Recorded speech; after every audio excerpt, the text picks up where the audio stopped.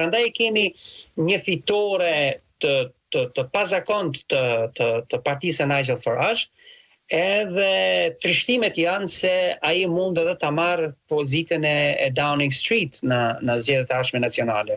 Dhe nëse kjo do të ndodhë, do të jetë jashtëzakonisht për të shqetësuar, sepse do të kemi një shkërmoqje, një thyrje të një prej fuqive globale, siç është Britania e Madhe, sidomos në kontinentin evropian, në një periudhë kohore ku rendi i ri botror ka filluar të marrë formë, në një periudhë kohore ku Shtetet Bashkuara të Amerikës nuk janë vazhdimisht duke u tërhequr nga... Ka ndryshuar strategji, le të themi, ka ndryshuar strategji? Në relat me aleatët e dikurshëm apo tradicional? Po strategji, mirë po është edhe një tërheqje e vazhdueshme e Shtetet Bashkuara të Amerikës nga qëndrimet e tyre për të marrë pjesë në zhvillimet globale. Siç ka qenë përpara, siç jemi mësuar ne ta shohim. Edhe në anën tjetër kemi një federatë ruse e cila vazhdimisht po sheh terren të hapur dhe është duke punuar pandalshëm për ta mbyllur hendekun prej të cilit po tërhiqen Shtetet Bashkuara të Amerikës. Dhe në situatën e Nigel Farage, ne kemi raportuar, media britanike kanë raportuar vazhdimisht, ku kemi gjetur donator peshet të lidhur me oligarkët rus të afërt me presidentin Putin. Dhe gjithashtu Nigel Farage njihet si politikan i cili është adhurues i politikave të presidentit Putin. Prandaj publiku britanik në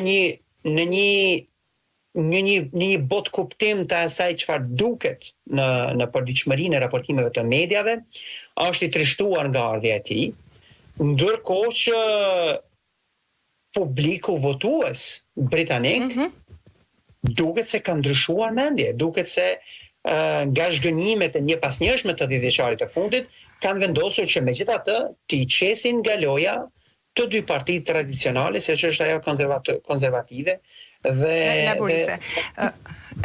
Vuti, nga ato që ju po thoni dukshëm, kemi të bëjmë me një situatë tashmë permanente krize në sistemin politik të Britanisë së Madhe, që është sigurisht e ngjashme dhe nuk është shkëputur nga ajo e vendeve të ndryshme të Bashkimit Evropian, me të cilat pak a shumë kanë ndarë të njëjtën skakierë politike apo sistem politik pas luftës së dytë botërore. Gjithsesi, kjo situatë nuk mund të themi që është një krizë permanente. Është krizë, por këto vitet e fundit, ose jo stabilitet tradicionalisht, të gjitha partitë kanë mbaruar mandatin e tyre qeverisës, pra atë 5 vjeçar, pastaj kanë ardhur zgjedhjet, nuk ka qenë kjo frekuencë zgjedhjesh apo ardhjesh kryeministrash dhe mungesë si pasojë mungesë stabiliteti këto 10 vitet e fundit. E vërtet, por ajo ka të bëjë me sistemet partijake, ndërkohë që institucionet shtetërore janë ato që nuk e lejnë shtetin të bie. Institucionet shtetërore janë vendi ku partitë politike aplikojnë për vendin e punës, pra për pozitën e kryeministit dhe pozitat administrore. Kjo është një shtyllë e fortë që mban le të themi shtetin në këmbë, apo jo? Edhe vendin.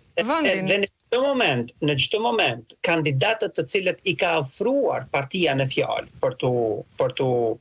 për ta marrë pozitën e kryeministrit dhe pozitat e tjera ministrore, në çdo moment që ata diskualifikohen apo i shkelin kodet ministrore apo detajet të cilat nuk duhet t'i shkelin apo nuk i përgjigjen interesave për çfarë ata kanë ardhur aty, institucioni shteti britanik i largon nga puna, sepse thot më fal, po ne kemi pas peshmëri tuaja që ju ta bëni këtë punë, ndërkohë që nuk jeni duke e bërë, tani nuk jeni të kualifikuar dhe duhet largoni.